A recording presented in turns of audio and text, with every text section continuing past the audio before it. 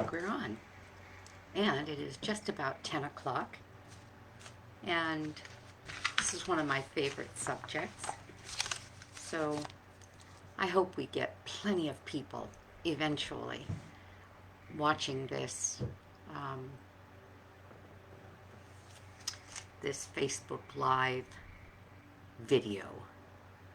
So it's 10, and hello there. I'm Nan Simonsen. I am the author of Aging Powerfully, and I wrote this book because when I turned 70, I knew that it was the beginning of another 10, 20, or stop it. 10 to, stop. I don't know what's going on. Sorry. It's the beginning of another 10, 20, or 30 years, knock on wood, at least based on what I am very carefully choosing to do, and that is to choose food as medicine, as Hippocrates recommended that we do. And I wrote my book following the guidelines of the College of Lifestyle Medicine, and that is with the understanding that we can control our destiny in terms of health, regardless of genetics, based on the decisions we make that have to do with lifestyle. And thank you for being here, Linda. Good to see you. Oh, she loves the charts. Okay, so I put up a couple of charts, and I'd love to say I produced them or they're beautifully done. Well, the colorful one from Dr. Pye, who was being interviewed by Chef AJ, and this was basically just a screenshot of his beautiful slide, is a start, because this breaks down by color the phytonutrients and phytochemicals. I'm ahead of myself. I need to explain that. And therefore highlights foods in those color ranges and explains what those nutrients are and what they can do for you. It's a wonderful chart. It's a start. It's not nearly as complete as this one. And I can't even, I hope I'm not plagiarizing. Well, obviously I am, because I don't know where I got this. I don't know what book I got it from, but I've been using it for years. And this is, I even Googled trying to find where I would have found this. Phytochemicals, some phytochemicals found in plants, the benefits and the sample foods. That's what's fabulous about it. Well, you know what? I'm way ahead of myself. I'm going to stop right now and back up. I tend to do that. And so what are phytonutrients, phytochemicals? I'm going to read something to you. Phytonutrients are chemicals produced by plants. Foods with phytonutrients have antioxidant and anti-inflammatory benefits. Phytonutrients, also called phytochemicals, which are chemicals produced by plants which nourish us in many ways. As a matter of fact, our pharmaceuticals are a rather generous amount of pharmaceuticals, and almost most of them, well done, ma'am, most of them began from elements of plants. A lot of them then became synthesized because they could make them in a lab. So phytonutrients, also called phytochemicals, are chemicals produced by plants. Phytonutrient-rich plants include colorful fruits and vegetables, legumes, nuts, tea, whole grains, and many spices. Now, there's a word missing there. What is that word or inference or category of food? These are phyto meaning plant. Everything we're talking about is in the plant family. Hi, Lisa. Good to see you. Let me get there. In the plant family. In other words, plants are the source of phytonutrients and phytochemicals. If you've read my book, or actually if you've even seen just about anything I've done on my Facebook or Instagram or YouTube, the YouTube is a cooking channel, know that I am a whole food plant-based advocate, that I don't eat and haven't for almost 3 years meats or animal products of any kind. I'm sorry. Somebody just came to my front door and I could see that, and then she walked away, so I'm not sure what she did, but I'm not going to worry about it right now. And the reason being is that it has been shown that a vegan lifestyle, that vegan is a philosophy, so Dr. T. Colin Campbell, who initially coined it, whole food plant-based, embrace the idea that the more fruits and vegetables, grains and legumes, seeds and nuts, herbs and spices you eat, the healthier your body is, because of what those phytonutrients and chemicals do for us. I have another chart. This was also from Dr. Pai. And when I refer to him, I'd like to draw your attention to a interview that Chef AJ did. You know, I follow Chef AJ. She is a whole food plant-based, plant-exclusive chef and podcaster. Since COVID initially began as of March 20th of 2020, she has now interviewed over 600 luminaries in the field of food, nutrition, cooking, training. She interviews doctors and chefs and people who have had multi-100-pound weight loss, and anyone whom she believes would be interesting and would help us in this journey to become as healthy as we can. She interviews. Well, she interviewed Dr. Pai, and he's an integrative physician. And you can find it by simply Googling Chef AJ and Dr. Pai, P-A-I. And it was a wonderful interview. And from his slides, I created some screenshots, and this is one of them. And the title is Animal Protein versus Plant Protein. And animals are primarily protein. Their flesh. Their flesh is also contains fat. You're not going to get many or much in the way of carbohydrates from an animal food unless it is something like an organ meat. They have some carbohydrate, but almost all the muscle meats are basically mainly protein and fat, and the fat is all saturated.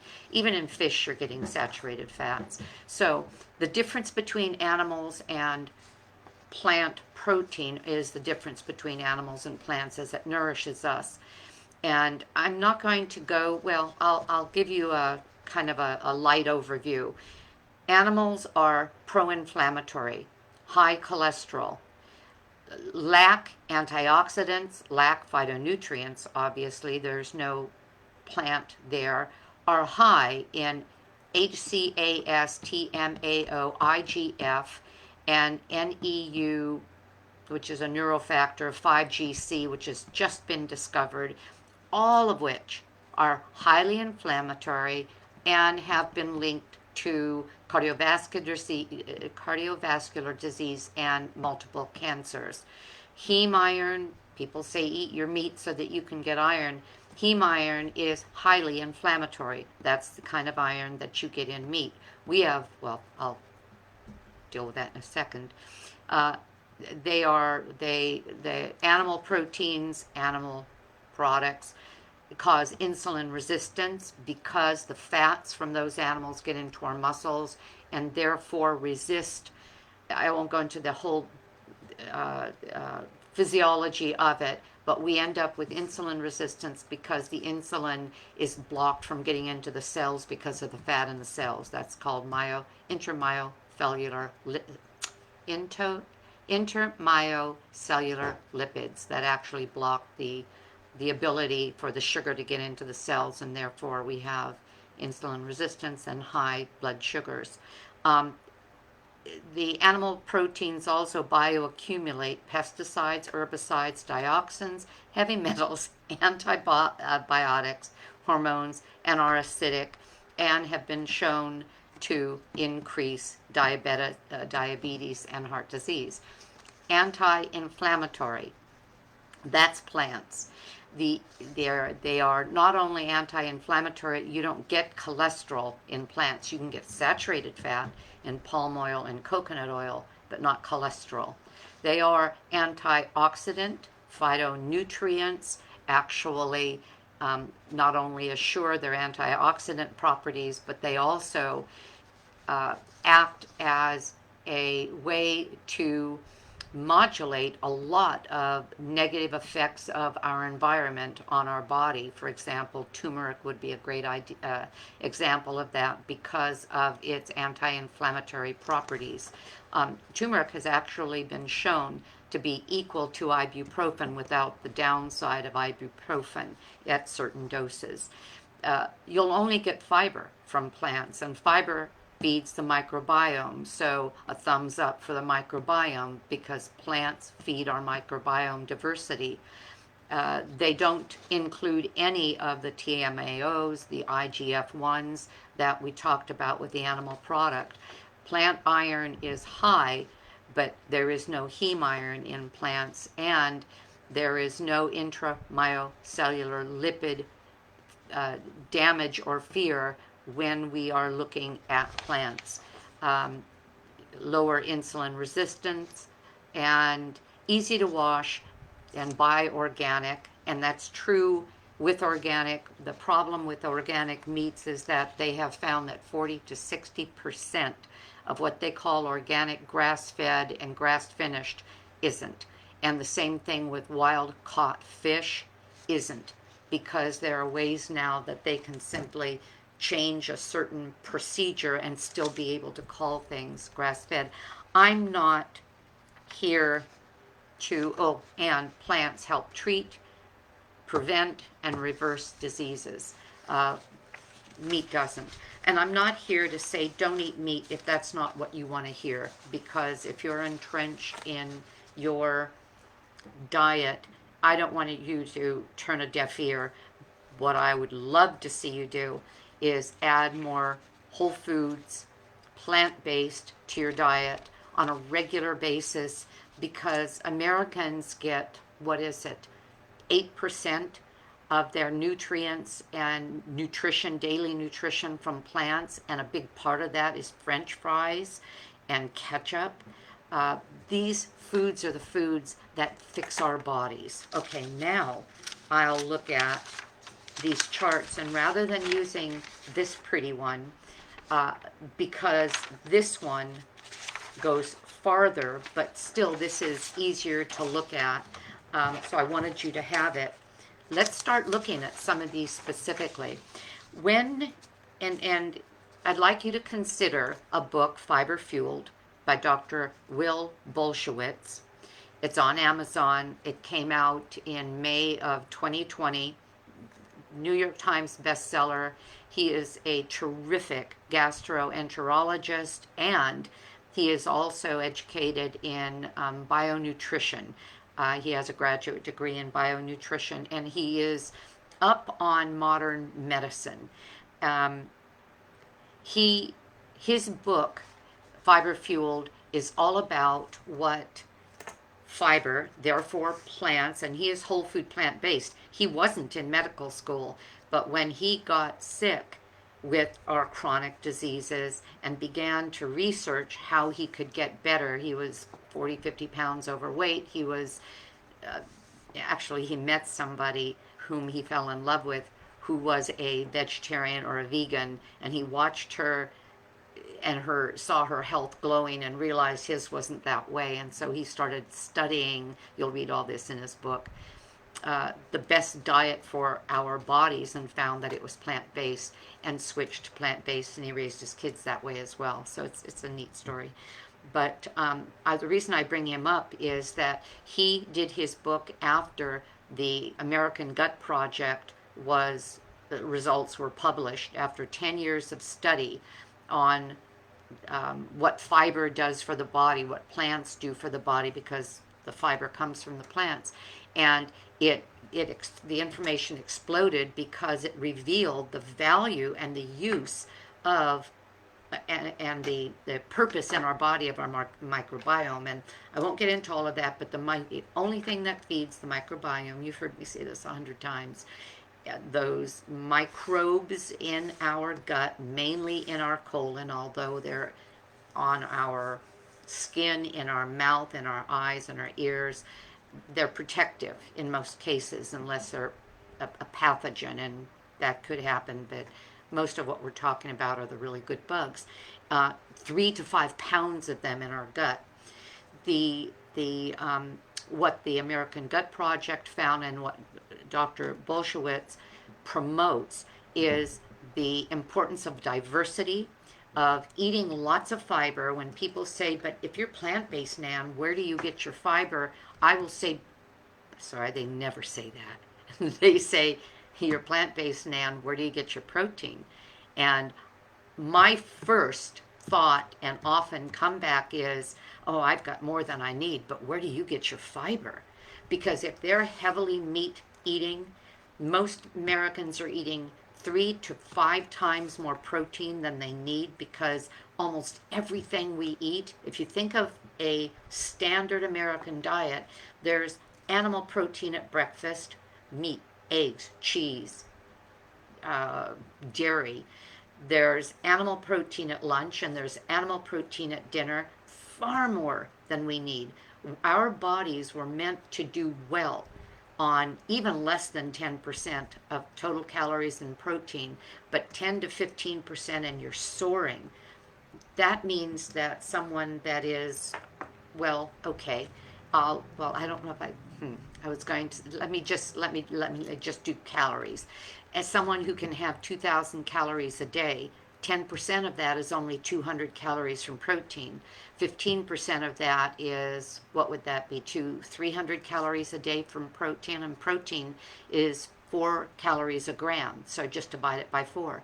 So somebody who is at 2,000, I can't do 2,000, I think I can have about 1,800 calories a day, but I don't count calories. That's the beauty of a plant-based, whole food plant-based diet. I eat when I'm hungry, I eat as much as I want, and my weight stays the same because I'm not loading up on saturated fats or processed foods with a lot of hidden sugars and oils and salts that make you just keep eating. Anyway, so if somebody can eat 2,000 calories a day, 4 into that is 50, that's only 50 grams of protein.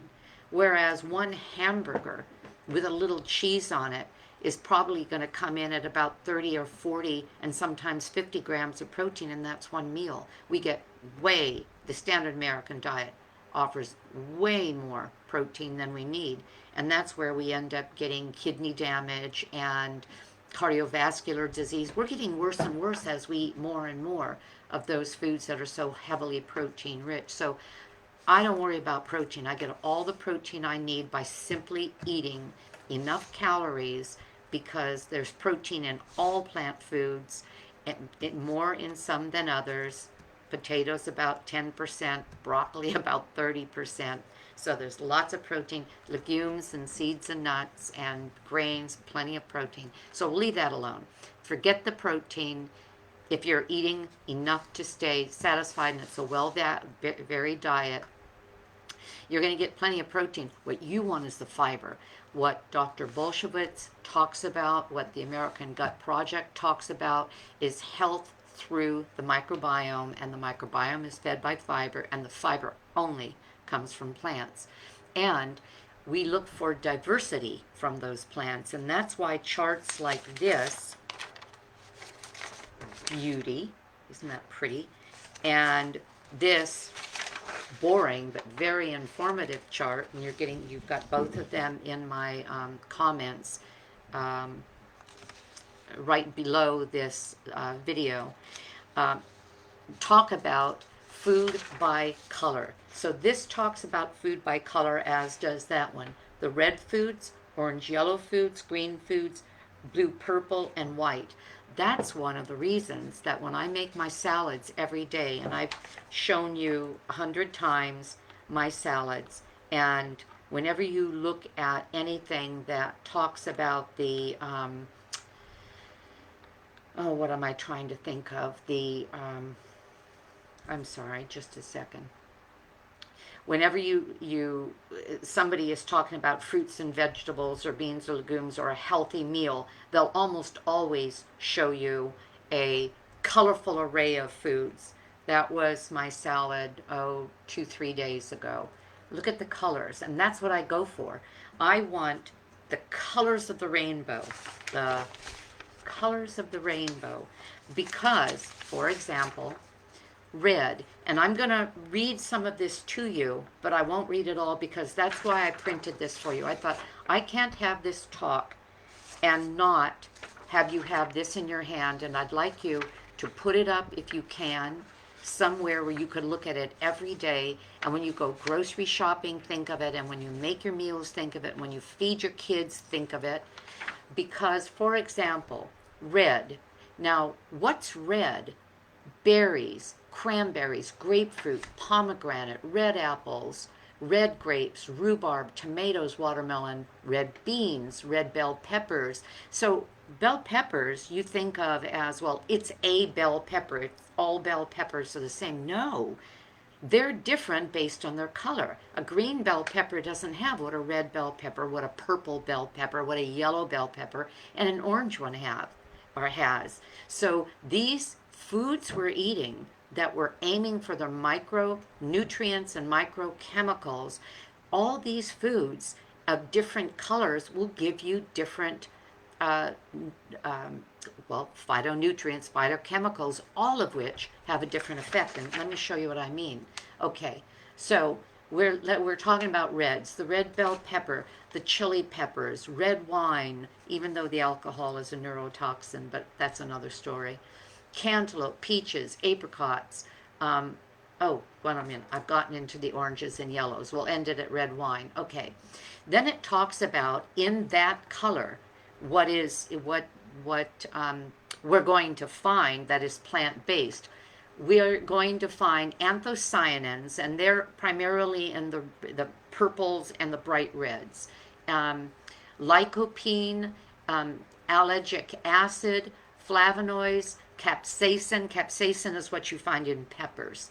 And carotenoids. And carotenoids are what you get in, well, a lot of your yellows and greens, but you also get them in the reds. And they're highly antioxidant. And then, okay, then it talks about the benefits. For example, these the anthocyanins, lycopene, the allergic acid, the flavonoids, reduce the risk of cancer, are antioxidants, anti-inflammatory, enhanced immune function.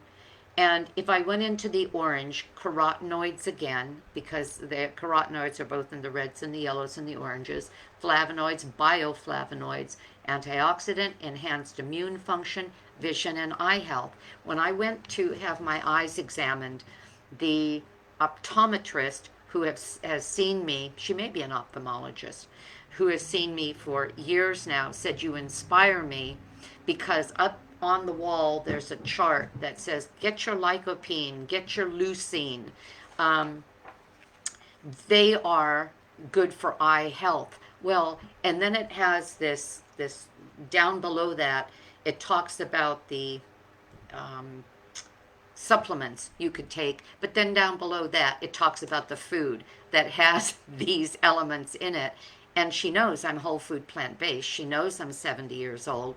She's looking for all those things in my eyes that she sees with people now in their 50s and 60s because our diets are so bad. And my eyes have gotten better each year.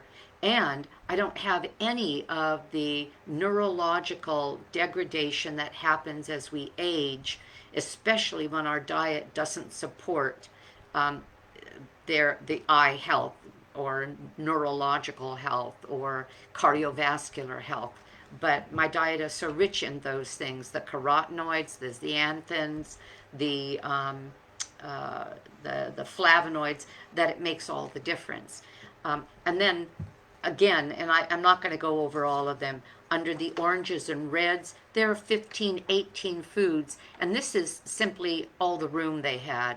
You can go to a grocery store, look around you, and just aim for colors. Zucchini you can get in green, but zucchini you can get in yellow. The same looking squash. Your carrots can come in purple, orange, white, and yellow. You can get those actually at Trader Joe's in a bag, organic, and organic's always better. The same thing with the organic radishes, reds and purples and yellows, and I buy all that stuff. Why? Because of this. And I could go on and on, I won't, but the examples are marvelous here. Please print these out. Please look at these. Hear what I'm saying about the power you have in every biteful.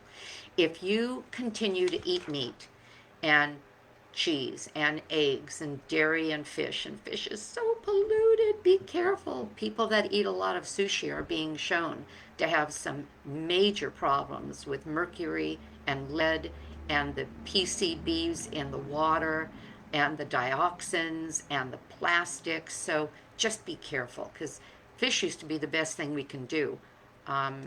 That was one of the last things I gave up when I was transitioning away from meats. I held on to my fish, and then I held on to the little fish, the sardines, and then I realized I'm not doing that. Our oceans are just a mess. And anyway, but as you look through this, there isn't anything you can't get from plants. That's not true. You need to take supplements for your B12. You need to watch your D, vitamin D, get out in the sun at least 15 minutes a day where the sun is a little bit low so it's not going to burn you. And you may even still want to supplement with 1,000 to 2,000 milligrams of, or IU, the international units of vitamin D. I do D3K2. Because that's a good combination. They work well together. And I don't even really need to, because I'm out in the sun, and I just had my test, and my vitamin D is almost 60, and that's just marvelous. But I still take it just in case. But so what I'm saying is there is some things that you're not going to get from plants. And that will be your B12, your D you want to watch, and possibly iodine. And iodine I just get by eating those packages of seaweed. Kelp is really strong, so you've got to be really careful with kelp. But I think that's all I'll say about that. But everything you need, the proteins, the fats. I get lots and lots of fat, but I don't add fat to any of my food. I don't cook with oils. But I eat olives, and even though they're really processed because they need to be brined so they're salty, but I still have olives on the side with my fresh summer tomatoes and sliced red onion, and then a balsamic vinegar over it. No olive oil, not necessary. And a little chopped cucumber, and the salads are amazing. I think that's that. I may be done. But this chart, I hope you love it. When you're shopping and you've heard what I've said, you've read this, and you understand that if you're not going to, that's what I was starting to say, if you're not going to, if you can't, if you don't want to, if the family would just be so miserable. Oh, Jackie, hi, thank you. She gave me a compliment, which was very sweet. And that's my daughter, my son's youngest, who's 29. And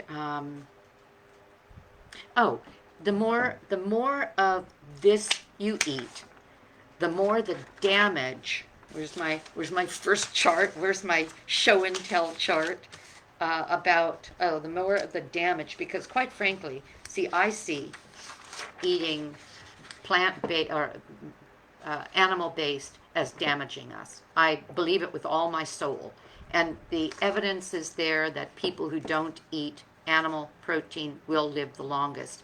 That's research, but that just may be more than you can even think of and more than you can even handle, and that's okay. But Eat these to help mitigate this. And it's true.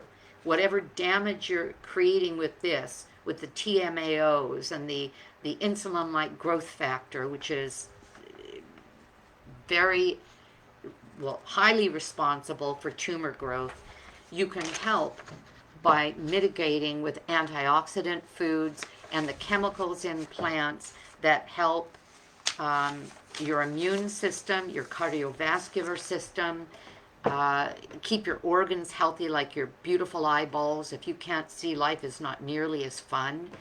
And that will allow you at least to remain as healthy as you can as maybe you convert little by little. Push out a little meat, pull in a few more plants and grains and beans and seeds and nuts, because all of those are on this list. Phytonutrients, phytochemicals.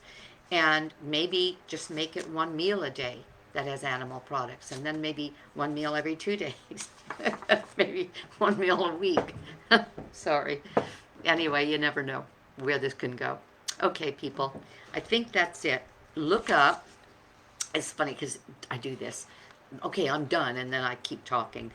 Look up Johl Fuhrman's ANDI scores. Johl Fuhrman is the man who wrote Eat to Live. When I listen to my daily, multiple podcasts from people who have gone plant-based, there must be 60% of them, if they were inspired by somebody along the way who will say, back when I was not sure what I wanted to do with this, I read Johl Fuhrman's Eat to Live. And he's a nutritarian. He is a doctor who studies this stuff, not just the microbiome, not just like Dr. McDougall, whom I adore, the fact that one of the healthiest diets is a starch-based diet. Dr. Fuhrman takes it even further and gets very specific about the foods that nourish us the best. And so he made an ANDI score, and ANDI stands for Aggregate, I had to write it down, Aggregate Nutrition Dense Index. The Aggregate Nutrition Dense Index, 1,000 foods. And the 1,000 foods are the foods with the most nutritional value to human health per calorie. And he made 1,000 of them. And his top 3 are kale, collard greens, mustard greens, watercress. And then it goes down, down, down, down, down. Way down at the bottom. That starts with 1,000 points. Way down at the bottom, starting at like number 24 out of 1,000, you'll start getting the animal stuff. Other than that, that's not true. Shrimp comes in at about 36. But other than that, that's all phytonutrients, phytochemicals. And but Google it. If you Google Dr. Fuhrman's, it's Fuhrman, ANDI, capital ANDI score. This is fun to have, this chart. There are, how am I trying to say it? Anyway, his scoring system is 1,000 down to 1. And so this chart obviously doesn't have 1,000, but he's choosing our most popular foods that we can identify, because it goes from 1,000 to the 800s to the 700s to the 400s. And again, there are the foods that we probably are going to eat the most. Some of these would be things that we don't get a lot of, like purslane. Purslane is highly nutritious. It's a weed. Actually, the French eat it, but we're not used to it. It grows as a low-growing weed, and it's rather viscous, and I've never picked purslane to eat, but it's highly nutritious. So that's way up there on this list, but it's not going to be in this. And I think that's that. And there's something else that I did copy, but I didn't print. And this is, I wonder, would you like this? Maybe you would. I'm really going to get in trouble for copying people's stuff. because this was also a screenshot from Dr. Pye's slides, but I'm already in the weeds, so I think I'll go ahead and put this one up there too.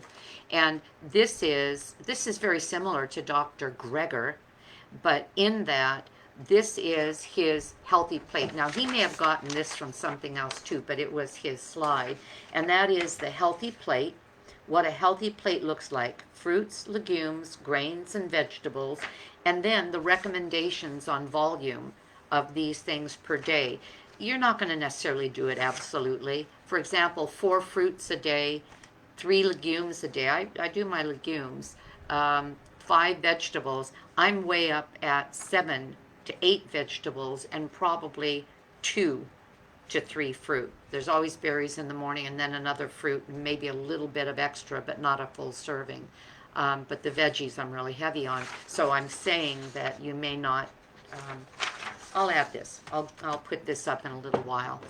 Okay, I'm just blathering now. So thank you for listening. Thank you for taking the time to care about anything I have to say. I hope this is helpful. As I said, I love the little the chart. This is the way I keep mine, but I ended up blowing it up so that I can make a PDF out of that. And if you have any questions, let me know. Thank you. Oh, thank you. It's good to catch up, Charmaine. And I'm about to be on the road through Northern California for a few weeks. And so when I come back to you next Thursday, we probably won't even promote it with a graphic, because I have no idea what I'll be talking about. I'm not even sure it'll be 10. I think it might be. It depends on what we're doing, because we leave the place we're staying at. I always stay in Airbnbs, and going to our next location. So I'm not sure what I'll do and what I'll have time for, but I'll be talking to you about the foods I see and traveling on the road, whole food, plant-based, because I don't deviate from that, and getting healthier as we do it. And I'm still working. Oh, I have something to tell you. Today I ended up at 4 miles, and I race walked for 2 periods of race walking, 10 minutes each time, so that's 20 minutes out of an hour and like 8 minutes. The rest were all a jog. That's new for me. And so it meant that I race walked and jogged for 4 miles. And my little app came up, personal best.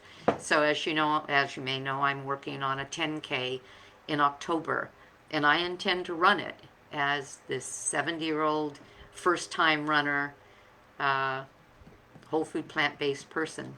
So anyway, fingers crossed. So yeah, I had a real good run this morning. Okay, people, hope you're doing well. It's very good to see you. I brought that up because I'm going to continue to incorporate that even while I'm away. I can't lose my the conditioning that I've already put in and now want to maintain. So, okay, have a great day. You know what I'm going to say, because I'm going to. Thank you for being here, and bye-bye.